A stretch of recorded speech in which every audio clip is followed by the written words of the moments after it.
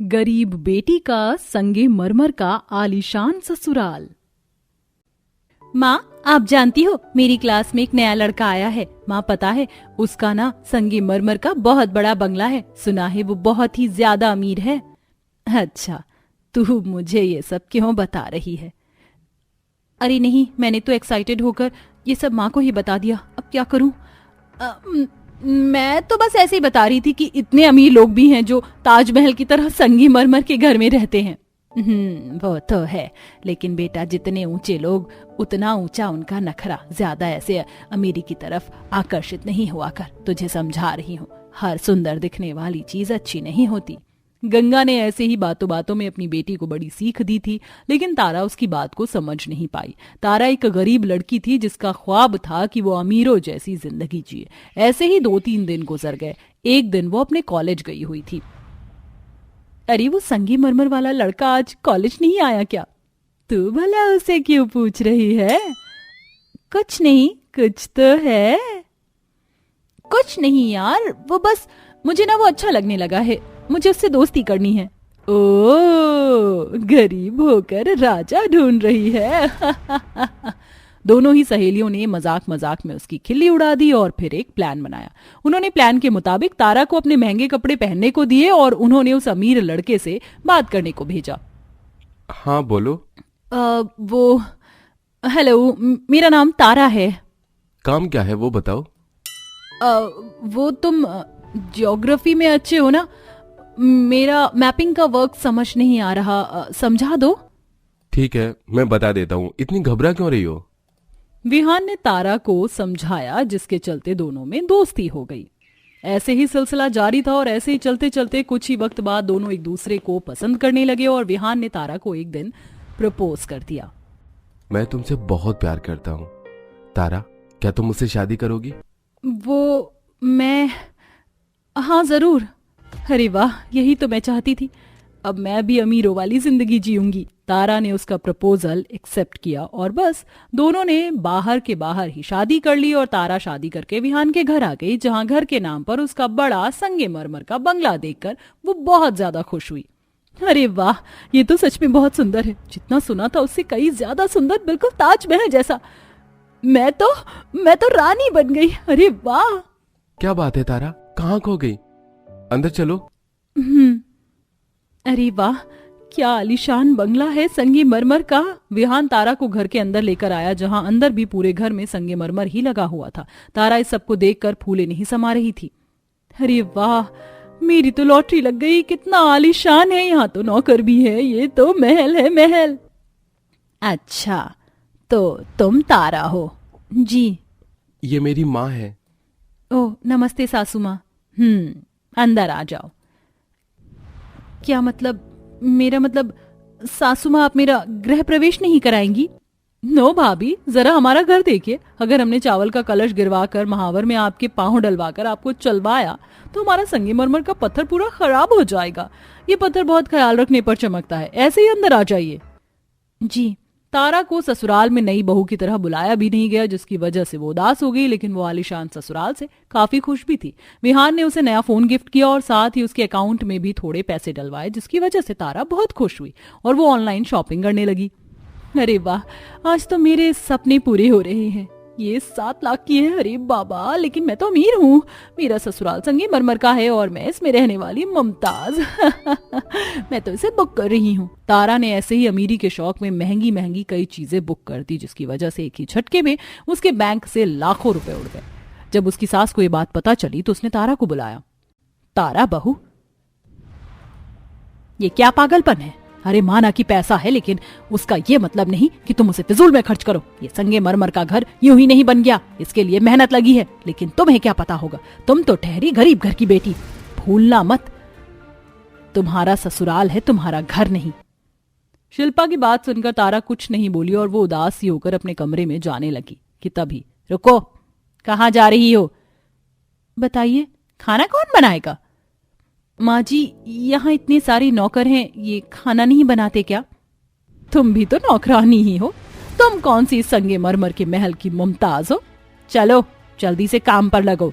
शिल्पा की बात सुनकर सभी नौकर चाकर तारा के ऊपर हंसने लगे। ये देखकर तारा की आंखों में आंसू आ गए और वो खाना बनाते हुए खुद से ही बोली, सही कहती थी माँ, जितने बड़े ये लोग होते हैं ना, उससे कहीं ज्यादा बड़े इनके नखरे होते हैं। मैं संगमरमर के लालच में इस घर की बहू तो बन गई, लेकिन बहू रानी नहीं, नौकरानी का दर्जा मिला है मुझे यहाँ। बेचारी तारा को अब एहसास हो रहा था कि पत्थर के पीछे भागकर उसने पत्थरों के इंसान से ही अपना रिश्ता जोड़ लिया था। तारा खाना बनाते हुए खूब रोई। ऐसे ही सिलसिला जारी था। बेचारी तारा को उसकी सास ऐसे ही नीचा दिखाती थी। अगर वो कुछ खरीदना चाहती तो उसे शिल्पा कुछ खरीदने नहीं देती थी। आज भी तारा एक हार बुक कर रही थी कि तभी शिल्पा आ गई और उसे रोक दिया, जिससे तारा को गुस्सा आ गया। जब देखो बस ये मत करो, वो मत करो, अरे इससे अच्छा तो मैं अपने मायके में खुश थी, कम से कम अपने मन की तो कर पाती थी। तारा को अपनी सास की बात पर बहुत ज्यादा गुस्सा आ रहा था। अभी वो गुस्सा कर ही रही थी कि उसके पास एक फोन आया। हेलो जी, कौन? जी, तारा बोल रही हैं? तारा जी, हमारे पास आपके लिए एक बहुत ही अच्छा ऑफर है, सिर्फ 5 लाख रुपए में ब्रांडेड कपड़े और ज्वेलरी कॉम्बो। जी, मैं नहीं ले सकती। सोच लीजिए, ऐसे मौके बार बार नहीं आते। आप हमें अभी एक OTP आएगा, वो बता देना, हम आपको सामान की इमेजेस भेज देंगे। क्या OTP? ठीक है, मैं तो शॉपिंग करूंगी, इन पैसों का क्या अचार डालना है। आ गया OTP, हाँ तो लिखिए। तारा ने OTP कोड बता दिया और उसके ऐसा करते ही कॉल कट हो गई। वो एक स्पैम कॉल था। तारा ने काफी देर सामान का इंतजार किया, लेकिन उसके पास कोई भी इमेजेस नहीं आई। एंड में जब उसने अपना अकाउंट खोल कर देखा, क्या हुआ, क्या बात है? क्या हुआ? माँ जी, बानी देखो, मेरे अकाउंट में तो पूरे 2 करोड़ रुपए थे, लेकिन अब 0 बैलेंस है। क्या? ऐसा कैसे हो सकता है? भाभी सच सच बताना, आपने किसी को अपना OTP तो शेयर नहीं किया था? बानी के पूछने पर तारा ने सारा वाकया दोहराया, जिसको सुनने के बाद बानी बोली, भाभी कोई प्रोडक्ट के फोटो नहीं आएंगे, वो एक स्पैम कॉल था जिसने आपको लूट लिया। अभी आप तो पढ़ी लिखी हो, आप नहीं जानती कि कभी किसी से अपना OTP शेयर नहीं करना चाहिए? ये भगवान, अरे सत्यानाश हो तेरा, पढ़ी लिखी जाहिल, ये क्या करवा दिया? मेरे पूरे 2 करोड़ तूने मिट्टी में मिला दिए। इसीलिए नहीं चाहती थी मैं कि कोई गरीब लड़की मेरी बहू बने। इन गरीबों को किसी बात की समझ नहीं होती है। ऐसे मत बोलिए माँ जी, मैंने जो भी किया जानबूझकर नहीं किया। तारा और शिल्पा में ऐसे ही कहा सुनी होने लगी और जैसे ये खबर तारा के पति विहान तक पहुंची, वो सीधा घर आया और उसने दोनों तरफ की बात सुनी। विहान, मैं कुछ नहीं जानती हूँ, इस लड़की की वजह से हमारा कितना बड़ा नुकसान हो गया। इससे पैसा ले या इसे निकाल घर से। तारा को उस वक्त एहसास होता है कि जिस संगमरमर के ससुराल के पीछे वो भाग रही थी, उसकी वहां 2 कौड़ी की भी इज्जत नहीं थी। तब उसे अपने मायके का ख्याल आता है कि काश वो अपनी माँ की बात सुन लेती और ऐसे अमीरों वाली जिंदगी जीने के सपने ना देखती। अगले दिन तारा घर छोड़ने का फैसला करती है कि तभी विहान, माँ, अगर तारा इस घर से जाएगी तो मैं भी इस घर से जाऊंगा। घमंड में चूर शिल्पा अपने बेटे को भी नहीं रोकती और दोनों पति पत्नी उस घर को छोड़कर एक नॉर्मल सी जिंदगी गुजारते हैं और फिर कभी भी तारा उस संगमरमर के ससुराल में वापस नहीं जाती और उस दिन के बाद से वह अमीरों वाली जिंदगी के बारे में सोचती तक नहीं है। और तारा को भी एहसास हो जाता है कि ज्यादा पैसों के पीछे भागना हमारा ही नुकसान करा देती है। आहा, तुम्हारा गोभी और गाजर का अचार तो मुझे बेहद पसंद आया। ऐसा क्या डालकर बनाया है? सच बताऊं तो महारानी, इसमें हमारी कोशिश और प्यार डालकर बनाया है। हमें इस बात की खुशी है कि आप सभी को हमारे ये मामूली सा अचार पसंद आया। दरअसल ठंड में ये खाना फायदेमंद होता है और लोगों को पसंद भी आता है। हम तुम्हारे गोभी और गाजर के अचार खाने से काफी ज्यादा प्रभावित हुए हैं। इस अचार को हम अपने बड़े बड़े राजा महाराजाओं, अतिथियों को खिलाना बेहद जरूरी समझते हैं, इसलिए तुम हमें काफी ज्यादा अचार बनाकर देना। क्या सच में महाराज? आपका बहुत बहुत धन्यवाद जो आपने हमें इतना बड़ा कार्य सौंपा। और ये सब राजकुमारी जोधा की वजह से हुआ। शुक्रिया राजकुमारी जोधा। बड़ी अजीब बात है, आखिर एक गरीब सास बहू एक बड़े से राजमहल में कैसे पहुंची और वो क्यों राजकुमारी का शुक्रिया अदा कर रही थी? बड़े से महल के राजा रानी उनके मामूली से गोभी और गाजर के अचार से प्रभावित हो गए। कैसे? ये जानने के लिए हमें कहानी में कुछ क्षण पीछे जाना होगा, जहां गरीब सास बहू अपनी मामूली सी झोपड़ी में ठंडी हवाओं की वजह से कर्रा रही थी। दांत किटकिटा रहे थे। माँ जी, ठंड ज्यादा नहीं बढ़ गई? कल तो इतनी ठंड नहीं लग रही थी, लेकिन आज तो जमीन पर लेटना भी दुश्वार हो गया है। खराब कंबल बिछाया है, वो तब ठंडा लग रहा है। हाँ बहू, ठंड तो मुझे भी लग रही है। ऐसे तो हम रात भर सो नहीं पाएंगे। लग रहा है बर्फ के सिल्ली पर लेटे हुए हैं। वैसे इस ठंड की वजह से नींद तो मुझे भी नहीं आ रही है। ऐसा करता हूँ, यहाँ पर जो बोरियां रखी हैं उन्हें हम अपने बिस्तर के नीचे बिछा लेते हैं जिससे ठंड कम लगेगी, और स्वेटर पहनकर सो जाते हैं क्योंकि हमारे पास और कंबल भी तो नहीं है। फिर रमेश उठकर चूल्हे के बगल में रखी हुई 4-5 बोरी को उठाकर जमीन पर बिछाता है। फिर उस पर अपने कंबल वाले बिस्तर को बिछा देते हैं, जिसके बाद वो आराम से सो जाते हैं। अगली सुबह खाना बनाते बनाते सास बहू चूल्हे में ही हाथ सेकने लगती हैं।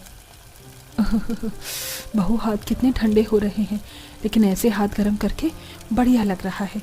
हाँ हाँ हाँ हाँ माँ जी। फिर अंबिका चाय बनाकर अपने पति को दे देती है और वो अपने खेत से ओस में गोभी और गाजर निकालकर एक ठेले पर ले आता है। ये ठंड तो दिन पर दिन बढ़ती ही जा रही है और इसका तो कोई इलाज भी नहीं है। अब कुछ दिनों में मेरी ये सब्जी निकल जाए तो मैं घर में सबके लिए स्वेटर और शॉल ले लूंगा। मेरा भी ये स्वेटर फट गया है, क्यों ना घर जाते जाते आवाज लगा देता हूँ। ये सब्जी बिक जाएगी तो। हाँ, सब्जी ले लो, सब्जी, ताजा ताजा गोभी ले लो, ताजा ताजा गाजर ले लो, सिर्फ 20 रुपए किलो, 20 रुपए किलो। मुश्किल से 1-2 औरतें उसकी सब्जी खरीद लेती हैं। इतने में फिर वो घर पहुंच जाता है और लकड़ी जलाकर हाथ सेकने लगता है। अरे राम राम राम राम, इतनी ठंड में बाहर सब्जी बेचना भी बड़ा मुश्किल काम है। मेरी तो अभी से ही ऐसी हालत है, शाम को तो और ठंड हो जाएगी। लेकिन बेटा, तुझे जाना तो पड़ेगा। अगर सब्जी नहीं बिकी तो सब्जी ठंड की वजह से खराब होने लग जाएगी। देख नहीं रहा तो कितनी ओस पड़ रही है। हाँ माँ। तभी अंबिका गोभी के पकौड़े और चाय बनाकर अपनी सास और पति को दे देती है। ठंड इतनी पड़ती है कि गरीब झोपड़ी के ऊपर वो कुछ घास फूस और तिरपाल लगा देते हैं, जिससे उन्हें ठंड कम महसूस होने लगती है। वहीं सुरेश रोज बाजार में जाकर सुबह शाम अपने खेत की सब्जी को देखने की कोशिश करता है, लेकिन 4-5 लोगों से ज्यादा अब सब्जियां बिकती नहीं हैं। इस बात से सुरेश काफी ज्यादा परेशान हो जाता है। तभी अंबिका अपने पति के कंधे पर हाथ रखकर कहती है, अजी क्या हो गया? मैं आपको बहुत दिन से देख रही हूँ, आप काफी ज्यादा परेशान हैं। अंबिका, मैं परेशान नहीं हूं तो क्या करूं? रोज रोज सोच कर जाता हूं कि सब्जियां बिक जाएंगी तो मैं स्वेटर और शॉल खरीद कर तुम्हें और माँ को दे दूंगा। लेकिन नहीं, मुझे तो लगता है मेरे खेत की 50-60 किलो की सारी सब्जियां कुछ दिनों में सड़ने वाली हैं। फिर मैं बर्बाद हो जाऊंगा और अगले 1-2 महीने तक कुछ नहीं होने वाला। अरे तू ऐसा क्यों सोच रहा है? हम तेरी सब्जी को खराब नहीं होने देंगे। कुछ ना कुछ सोचते हैं बेचने का तरीका। तभी गली के बाहर से आवाज आती है, अचार ले लो, अचार, गाजर का, आम का, मूली का अचार ले लो, ठंड में गर्मा गर्म पराठों से अचार खाओ। माँ जी, मिल गया मुझे तरीका। हम अपनी सब्जी को खराब नहीं होने देंगे और इस ठंड में गाजर और गोभी का अचार बनाकर बेचेंगे। अरे वाह बहू, जो घास फूस और ऐसी सब्जी खाकर परेशान हो गए होंगे, लेकिन इसका अचार तो हर कोई ठंड में खाना चाहता है। तो हम पहले थोड़ा सा बनाएंगे, फिर गांव में ही बेच देंगे, और अगर हमारा काम चला तो और बनाएंगे। दूसरी तरफ मैं धीरे धीरे सब्जी निकालने की कोशिश करूंगा। ये कहकर अगले दिन से दोनों सास बहू गाजर और गोभी को काटकर धोकर धूप में सुखा देती हैं और फिर लाल मिर्च मसाले से अचार डालकर 4-5 दिन धूप में रख देती हैं, जिससे कि अचार की बहुत भीनी भीनी खट्टी खुशबू आ रही होती है। तो फिर सास बहू रमेश की पुरानी साइकिल पर पीछे एक लकड़ी की टोकरी बनाकर सारी गाजर और गोभी की बरनी रख देती हैं और आवाज लगाकर घूम घूम कर बेचने लगती हैं। अचार ले लो, अचार, गाजर और गोभी का चटपटा खट्टा अचार ले लो। आइए आइए, सिर्फ 50 रुपए में ठंड में गाजर और गोभी का बेहतरीन अचार खाइए, वो भी गर्मा गर्म पराठों के साथ। अरे जरा रुको, मुझे ये अचार चखाओ, बढ़िया लगा तो दोनों ले लूंगी। हाँ हाँ खाइए ना, लीजिए। अरे वाह, ये तो बहुत बढ़िया है, बहुत स्वादिष्ट है। ऐसा तो मैंने कभी नहीं खाया, और गोभी का तो मैंने सुना भी नहीं है। ऐसा करो, 2 की जगह मुझे 4 बरनी दे दो। हाँ हाँ लीजिए ना। उस औरत को देख आसपास की 2-4 औरतें भी उन सास बहू से गाजर और गोभी का अचार खरीद लेती हैं। ऐसे ही सास बहू कुछ दिनों तक गांव-गांव में घूमकर गाजर और गोभी का अचार बेचती हैं और खत्म हो जाने पर दोबारा बनाती हैं। गांव में सभी लोग उनके गाजर और गोभी के अचार से प्रभावित हो गए थे, इसीलिए वो गांव से बाहर निकलकर भी अचार बेचने लगती हैं। वहीं दूसरी तरफ गांव से बाहर सूर्य प्रताप महाराजा का एक बड़ा सा महल था, जहां वो अपने बावर्ची के ऊपर खाना खाते वक्त गुस्सा निकाल रहा था। अरे ये क्या बेस्वाद खाना बनाकर खिला रहे हो तुम बावर्ची? अगर हमें संतुष्ट नहीं कर सकते तो क्यों इस महल में हो? एक माह के भीतर भीतर बड़े से बड़े बावर्चियों को अपने महल में लेकर आइए, लेकिन कोई भी हमें ठंड में स्वादिष्ट खाना बनाकर खिला ही नहीं रहा है। अरे ठंड का मौसम है, साग मक्का बाजरा कुछ भी अच्छा नहीं लग रहा है। महाराज, आप इन बावर्चियों के ऊपर गुस्सा ना करें। हमने खुद खाने को चखा है, लेकिन अब आपको एक नए स्वाद की जरूरत है और आपकी इस समस्या का हल हम निकालेंगे। ठीक है राजकुमारी, यह कार्य हम आपको सौंपते हैं। दासी, ठंड बढ़ती जा रही है, महल की सारी खिड़कियां बंद करो और अग्नि जला दो। कुछ दिन गुजरते हैं। राजकुमारी जोधा को अभी तक कोई हल नहीं मिलता। एक दिन वो ठंड से परेशान होकर धूप लेने बालकनी में खड़ी होती है तो उसे साइकिल पर अचार बेचते हुए दूर से एक सास बहू दिखती है। अचार ले लो, अचार सिर्फ 50 रुपए में, गोभी और गाजर का चटपटा अचार। अरे वो महाराज को खुश करने का तरीका हमें मिल गया। हमें जल्दी से उन्हें रोकना होगा, महल से बाहर जाना होगा। खुशी के मारे राजकुमारी भागते भागते महल से बाहर पहुंच जाती हैं और उन गरीब सास बहू को रोककर उनके अचार मांग कर खाती हैं, जो कि उन्हें बहुत पसंद आता है। तभी सैनिक कहते हैं, राजकुमारी, आपको ऐसे बाहर आकर किसी भी अनजान व्यक्ति के बने हुए पदार्थ नहीं खाने चाहिए, इसमें जहर भी हो सकता है। नहीं नहीं राजकुमारी, ये हमने अपने हाथों से बनाया है, हम इसे लोगों में बेचते हैं, इसमें कोई जहर नहीं है, चाहे तो हम खाकर दिखा सकते हैं। हाँ राजकुमारी जी, हम गरीब हैं, धोखेबाज नहीं। आप बेफिक्र रहिए, हमें पता है कि आप ऐसे नहीं हैं। हमने ये खाया और हमें बेहद गोभी और गाजर का अचार पसंद आया। हम अपने महाराज को, मतलब मेरे पिताश्री को, आपका स्वादिष्ट अचार खिलाना चाहते हैं। क्या आप हमें इसकी बरनी देंगी? ये कितनी मोहरी में आ जाएगी? राजकुमारी जी, ऐसा कहकर हमें शर्मिंदा मत कीजिए, आपके लिए तो हम फ्री में भी दे सकते हैं। नहीं, ये आपकी मेहनत की कमाई के लिए ही तो है, आप इसे बेच रही हैं। आप ये सोने का हार रख लीजिए जो काफी मोतियों से जड़े हैं, कृपा करके मना मत कीजिएगा। ठीक है राजकुमारी जी, और आप ये अचार कल भी बेचने आना, हमें और चाहिए होगा। जी राजकुमारी जी। ये कहकर गरीब सास बहू अचार बेचकर चली जाती हैं। उन्हें राजकुमारी की तरफ से बहुत कीमती मोतियों से जड़े सोने का हार मिलता है, जिससे उनकी दुनिया बदल जाती है और वो गोभी और गाजर का अचार राजकुमारी अपने पिता को भोजन में खिलाती है। ये खाकर वो इतना खुश हो जाते हैं कि महल में सभी से खुशी से बात करने लगते हैं और अपनी बेटी से उन सास बहू को अपने समक्ष बुलाने को कहते हैं। अगले दिन जब दोनों सास बहू आती हैं तो महारानी और महाराज, यहाँ तक कि राजकुमारी का भाई भी उनके बनाए अचार को खाकर उनसे बहुत खुश होते हैं। अति उत्तम, ऐसा स्वादिष्ट गोभी और गाजर का अचार ठंड में खाकर हमें बेहद अच्छा लगा। ऐसा अचार तो हम अपने राज्य में हर किसी को खिलाना चाहते हैं और बड़े बड़े राजा अतिथि को भी खिलाना चाहते हैं। आप हमें ये काफी मात्रा में बनाकर देंगी, इसके लिए हम आपको काफी सारी सोने की मुद्राएं देंगे। क्या आप सच कह रहे हैं महाराज? आपको हमारा अचार पसंद आया, इसके लिए हम आपको शुक्रिया अदा करते हैं। और शुक्रिया राजकुमारी जोधा। सास बहू इससे बहुत ज्यादा खुश हो जाती हैं और उनके खेत के जितने भी गाजर और गोभी थी उनका अचार बनाकर वो सारा शाही राजमहल में पहुंचा देती हैं, जिसे भेंट स्वरूप महाराज अपने अतिथि को भी प्रदान करते हैं।